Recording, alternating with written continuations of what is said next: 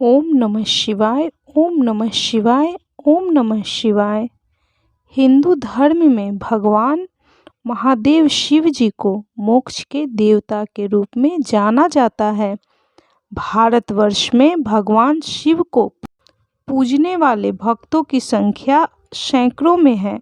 वैसे तो भारत में भगवान भोलेनाथ शिव जी के कई मंदिर हैं और धाम भी हैं जिनमें प्रतिदिन हजारों की संख्या में लोग भगवान शिव जी की पूजा आराधना करते हैं। लेकिन इन सभी शिव मंदिरों में भगवान शिव जी के 12 ज्योतिर्लिंगों का महत्व सबसे अधिक माना गया है।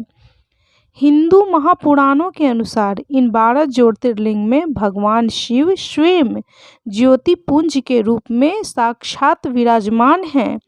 ऐसा माना जाता है कि भगवान शिव के इन 12 ज्योतिर्लिंगों के दर्शन मात्र से ही सभी पापों का अंत हो जाता है, सभी पाप नष्ट हो जाते हैं, आपके घर में सुख शांति और समृद्धि का वास होता है। तो चलिए बंधुजनों, आज हम भगवान शिव के दूसरे ज्योतिर्लिंग मल्लिकार्जुन ज्योतिर्लिंग जो कि आंध्र प्रदेश में है के बारे में जानते हैं तथा उसकी कथा सुनते हैं। तो बोलिए, ओम त्र्यंबकम यजामहं सुगंधिम पुष्टिम वर्धनम उर्वारुकमिव बंधनाम मृत्युर्मोक्षीमामृतात्। आंध्र प्रदेश में कृष्णा नदी के तट पर दक्षिण का कैलाश कहे जाने वाले श्री शैल पर्वत पर श्री मल्लिकार्जुन ज्योतिर्लिंग स्थित है।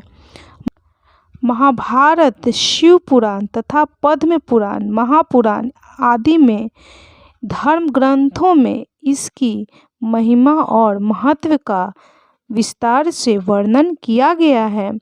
पुराणों में इस ज्योतिर्लिंग की कथा इस प्रकार से वर्णित है। तो चलिए इस कथा को सुनते हैं। इस कथा को ध्यान से सुने और संपूर्ण सुना करें। यदि आप आधी अधूरी कथा सुनेंगे तो उसका कोई पुण्य फल आपको प्राप्त नहीं होगा। एक समय की बात है, भगवान शंकर जी के दोनों पुत्र श्री गणेश जी और श्री कार्तिकेय महाराज जी स्वामी विवाह के लिए परस्पर झगड़ने लगे।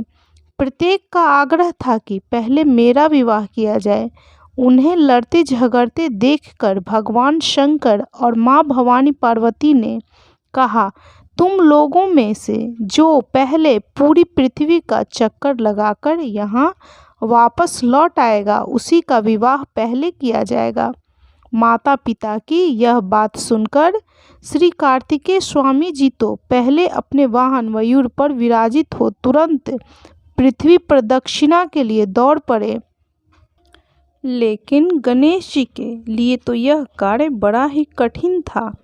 एक तो उनकी काया स्थूल तथा भारी थी, दूसरे उनका वाहन भी मूषक चूहा था।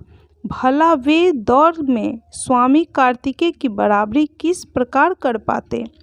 लेकिन उनकी काया जितनी स्थूल थी, बुद्धि उसी के अनुपात में सूक्ष्म और तीक्ष्ण थी। उन्होंने अविलंब पृथ्वी की परिक्रमा का एक सुगम उपाय खोज निकाला।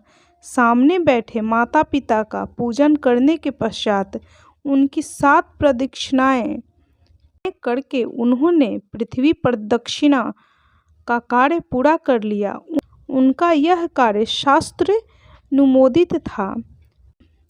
पितरोक्ष पूजम कृत्वा प्रक्रांतिम च करोति यः तस्य वै पृथ्वीजन्यं फलं भवति निश्चितम्। पूरी पृथ्वी का चक्कर लगाकर स्वामी कार्तिकेय जी जब तक लौटे तब तक गणेश जी का सिद्धि और बुद्धि नाम वाली 2 कन्याओं के साथ विवाह हो चुका था और उन्हें क्षेम तथा लाभ नामक 2 पुत्र भी प्राप्त हो चुके थे। यह सब देखकर स्वामी कार्तिकेय अत्यंत रुष्ट होकर कौंज पर्वत पर चले गए।